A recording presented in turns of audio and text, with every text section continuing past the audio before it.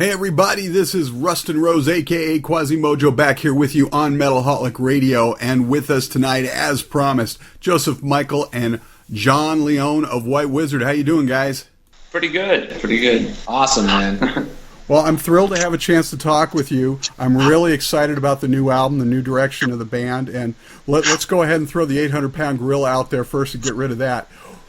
White Wizzard has had an almost spinal tapish revolving door of personnel over the years, but it really seems like you and, of course, longtime drummer Giovanni have found the trio you've long been searching for to take it to the next level.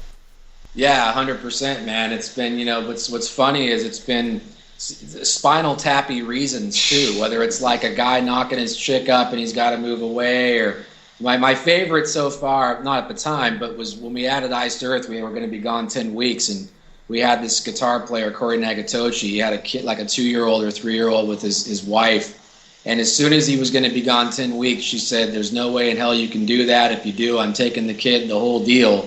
And he came to us like 2 weeks before we're leaving and said, "Guys, I don't think I can do both the tours." And it's just been really almost comedic bad luck like that, oddly enough. And then, of course, Wyatt, not wanting to tour and wanting to stay home and work, and all those different reasons, and having people all around the country. So yeah, we got all these guys are local, which is that's step one, having everyone in the same area.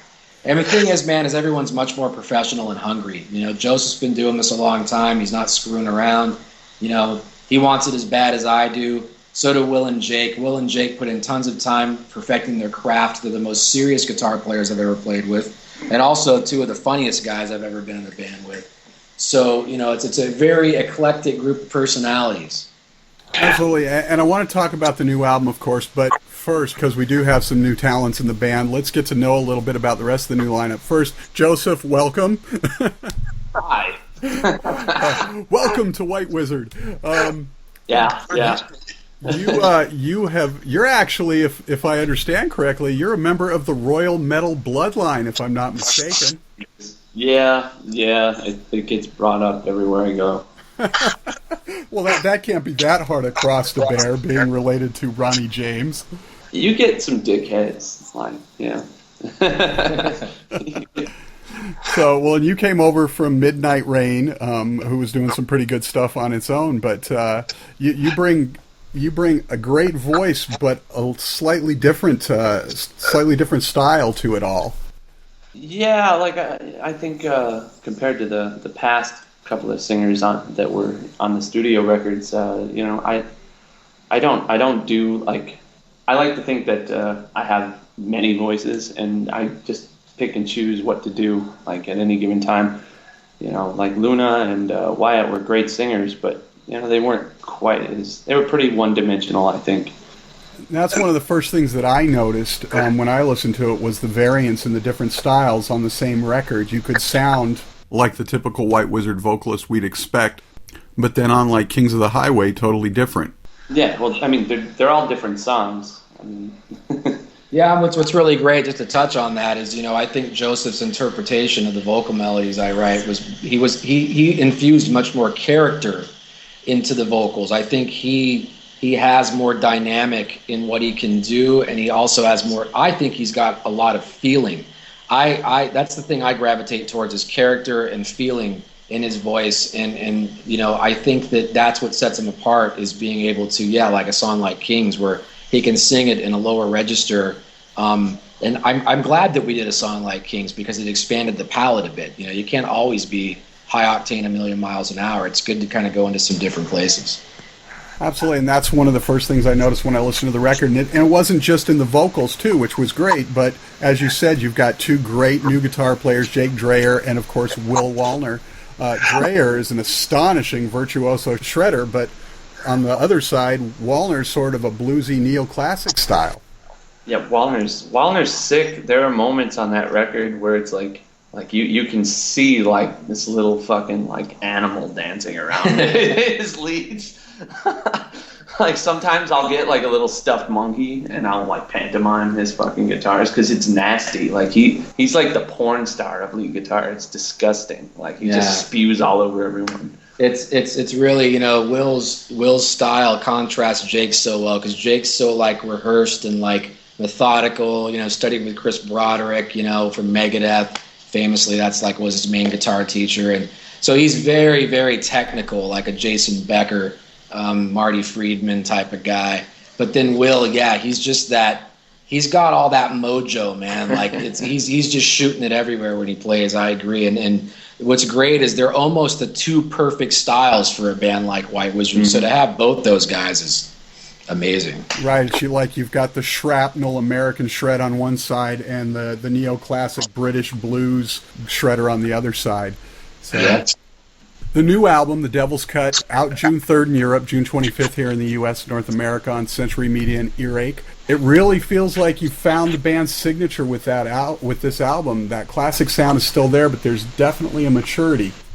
Yeah, I mean, I think that, the one thing that stayed constant, thank God at least, besides all the frickin' lineup changes, is that, I write and I think that I've progressed as a writer, which is because I think in like Joseph that are able to infuse their character and interpret things, I think, much better than the last singers did.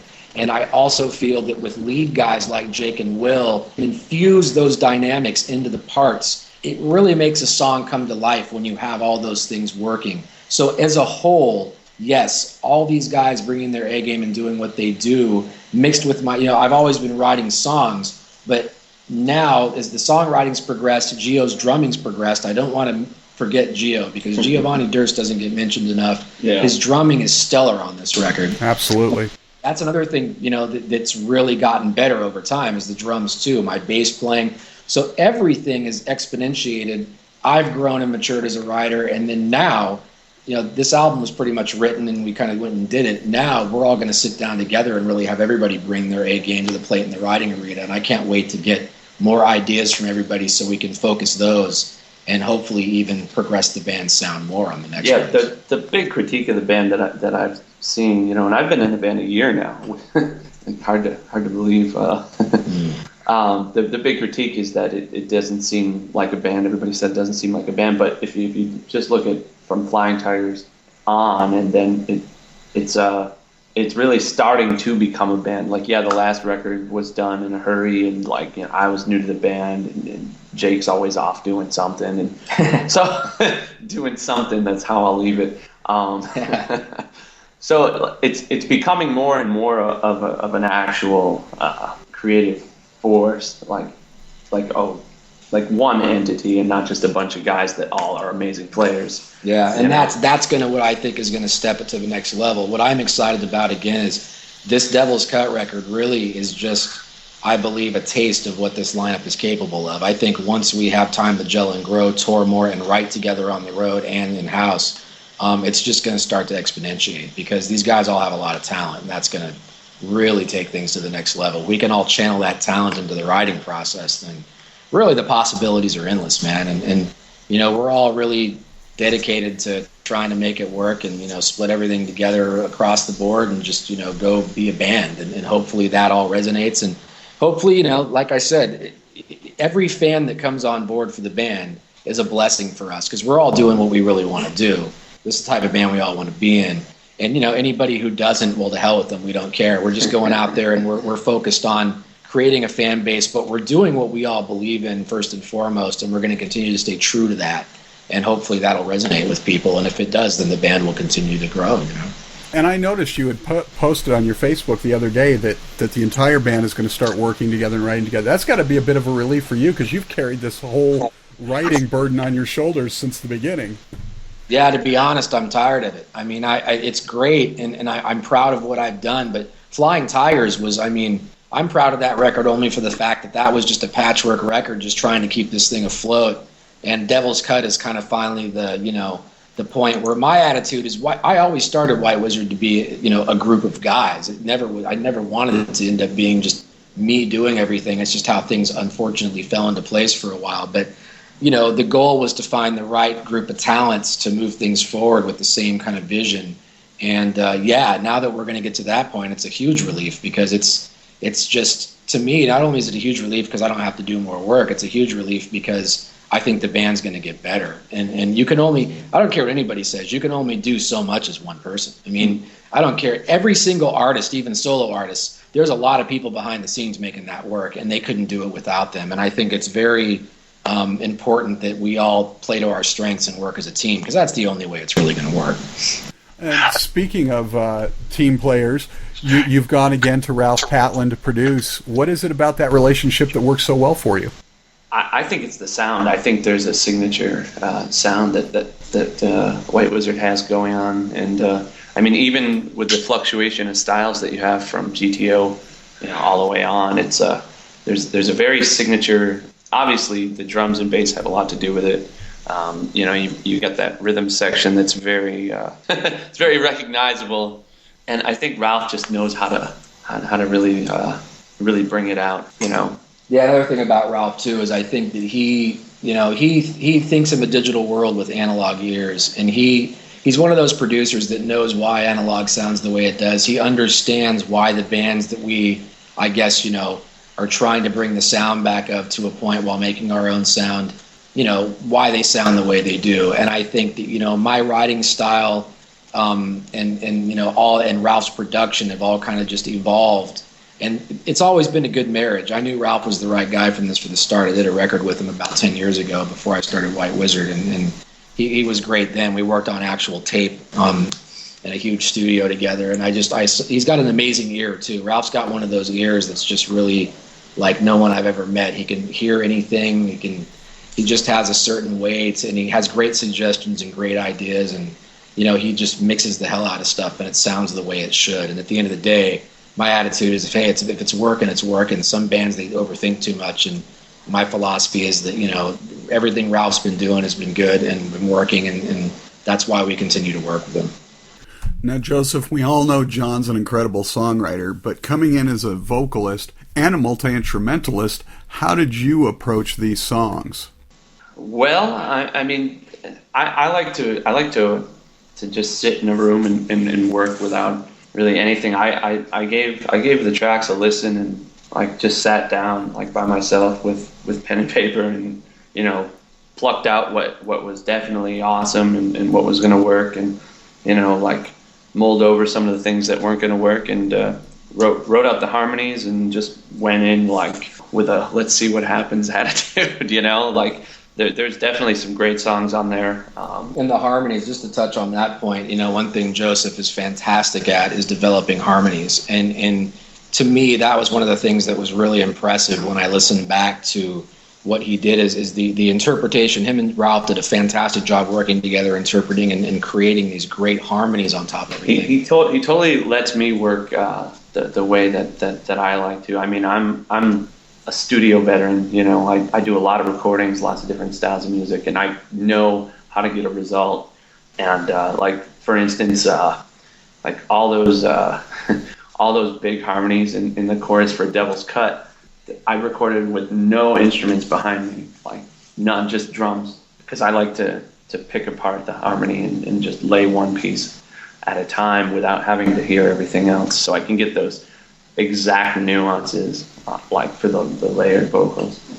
And without question, in my opinion, it's the best vocal performance that White Wizzard's had. I mean, I know a lot of people are attached to Wyatt in their first initial, it's always hard. There's still people that think Diano's a better singer than Dickinson just because they were attached to him back in the day. But ultimately, if people can get past their attachment and really, just get into for what it is, I think there's just so much depth and character in the harmonies and the overall vocal vibe. And it's all working, man.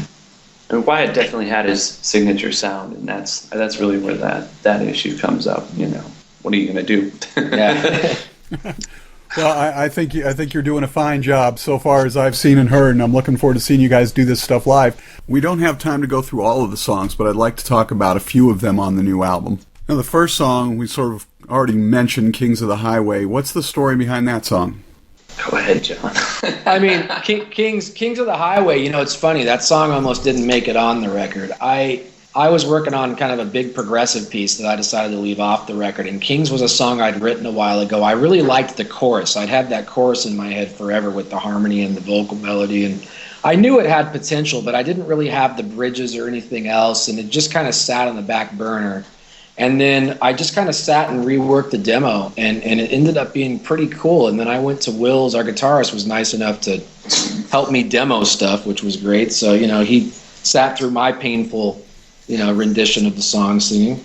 But it worked, and we had a good song there. And it's, the song's subject matter is very, it's about that kind of, I guess I started riding a motorcycle and got inspired to write lyrics about, and that's really what it's all about. It's not really that deep of a lyric. There's some songs that do have deep meaning, like Steal Your Mind or Sun Also Rises, but some songs aren't meant to be that way. This song's just a straight up rock and roll song that's kind of a tribute to riding motorcycles and having a good time. And to me, the MVPs on the song are Will and Jake. I just think the leads they played, especially Will, for me, it's one of my couple favorite Will Wallner leads on the whole record. Nice segue there. You just mentioned it. Closing out the album, 10-minute literary titled Beast, The Sun Also Rises. Tell us about that one. That's my favorite White Wizzard song. I haven't said anything about it, but yeah, I think that's Jon's best song that he's written yet. And what's funny is that, just to touch on that, Sun Also Rises, I demoed it about 3 months before we went in, and it was different. At least there was a lot of things that I changed. I demoed it and I listened back to it and it was flat, and I was like, nah, we're not going to do this song.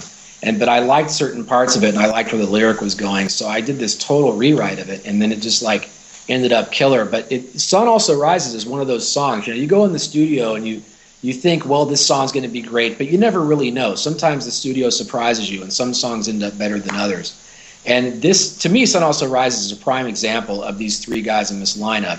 I think it really exemplifies what they can do to take a song, when you go in the studio, you're not sure what you're going to end up with, and you end up with just what I find to be a mesmerizing song. I couldn't believe it when I listened to the mix back for the first time, how great, just the leads. I mean, Jake and Will, to me, just hit it out of the park on that song, and really just everything I could have hoped for. I mean, you set up parts for leads and you think, okay, you think in your mind how it's supposed to be, but when guys just go and take it to levels that you didn't even realize were, or even imaginable. Sun Also Rises, I think I agree with Joseph, along with Strike the Iron, my favorite White Wizzard songs ever to this point.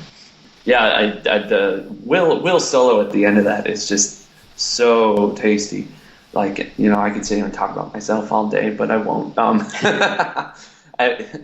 Just the very final lead before that big ending, where he plays just those bluesy pentatonic things after Jake's fucking wank fest.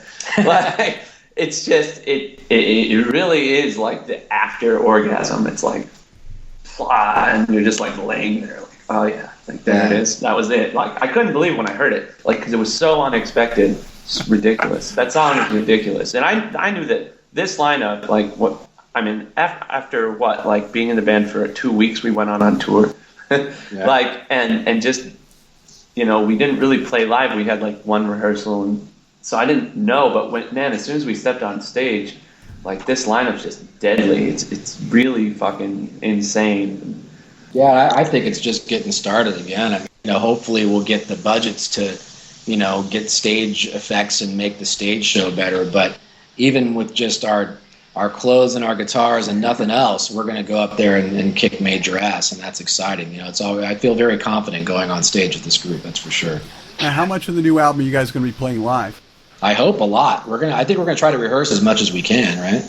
Yeah, I don't see us playing the ballad too much, but at least not right away. The one thing that is tough is that in the writing in the studio, I do add a lot of harmonies and things that are really tough, for the band to pull off, because there's really not too many singers that can sing those high harmonies. Will and I need to get into some vocal lessons, because we do really need to expand the harmonies, because I think that in the studio they sound so good. So Will and I need to try to give a supporting role. I think we're going to definitely try to do that, actually sing. So I'm all right, well, now that I know you can sing, you're not wiggling out of it, we're going to start doing harmonies together. So I'm going to have to get him all Jon Sykes out with the beers, man. He's going to have to start channeling his internal Jon Sykes.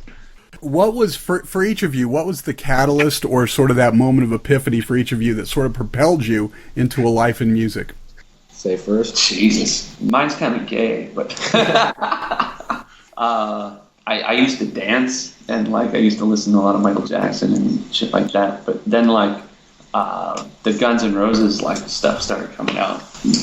Fucking seeing Slash with the Les Paul had to have a fucking guitar, like instantly, like knew like that's what I wanted to do. It was like someone like grabbed me by the head and turned me around in the other direction. It was weird, but it was instantaneous and 100%. That's cool. Yeah, for me it was we harvested some weed one year when I was in it's a true story. We harvested some weed and we ended up at this guy's house up in Lake Tahoe in California. And he had this huge, like $20,000 Macintosh, just ridiculous stereo. I lived out in the woods, and we smoked. I got higher than I've ever been in my life, and he put on. I'd never heard Rush before, except for like a couple radio songs, and he put on the album "Permanent Waves" by Rush, and I had what is the equivalent of kind of an outer body experience on his living room floor. Listened to the album through twice in a row, and from then on, I was bit, man. I went and bought every Rush record, and you know, Iron Maiden records as well followed suit, and I just became obsessed with wanting to be a bass player. That's where it all started. I started playing guitar and writing songs after that, but it all started on the bass for me. That's kind of why I continue to be a bass player, because it's still my root instrument, and it was completely and totally inspired by Geddy Lee and Steve Harris, I mean, which is probably obvious in my playing. But, you know, that's kind of why I started White Wizzard, because that was the roots of why I became a musician, and I was playing in bands I wasn't really digging, and I just was like, you know what, fuck it, I'm going to make the band I want to make, and hopefully I'll be blessed if people get into it. If not, oh well. It's you just kind of, at some point, you either fucking continue to compromise or you do what you want to do, right? So that's why I did it. I was just a fan, really, that wanted to play in a band that was like that. That's the kind of music I really get off on. So, the pointless question of the week. If White Wizzard could do a cameo on any television series, what would it be? Oh my god. Let me think about that. Now, it would not be a modern one. It could be a classic one as well. Anything you want. That opens things up at a whole other level there. Wow, no, that's just wrong. How about like Happy Days? You know, like we could play in the bar there, and the whole crew could be kind of chilling out With Fonzie. with Fonzie. Fonzie could come on stage and do something. It'd be kind of cool. So what song would you perform then? On Happy Days, oh man. No, you know what would be cool is if instead of Anthrax being on Married with Children, if we went in and we were the band on Married with Children. Yeah, that would have that would have been awesome. When Christina Applegate was hot, like back in the day. Dancing around and breaking stuff. Mm-hmm. Before she lost her boobs, right? Didn't she have her tits cut off or something? What? Yeah, didn't she get breast cancer and have her tits cut off? I don't know. I swear. Applegate was hot back in the day, though. In Before her tits were cut off. Yeah. Sorry, Christina. Thanks so much, guys. Jon Leon, Joseph Michaels of White Wizzard, the new album, The Devil's Cut, out here in the U.S. on June 25th. Thanks so much, guys. We're looking forward to seeing you on the road, and hopefully we'll talk to you again soon. Later. Thanks, man. Appreciate the support.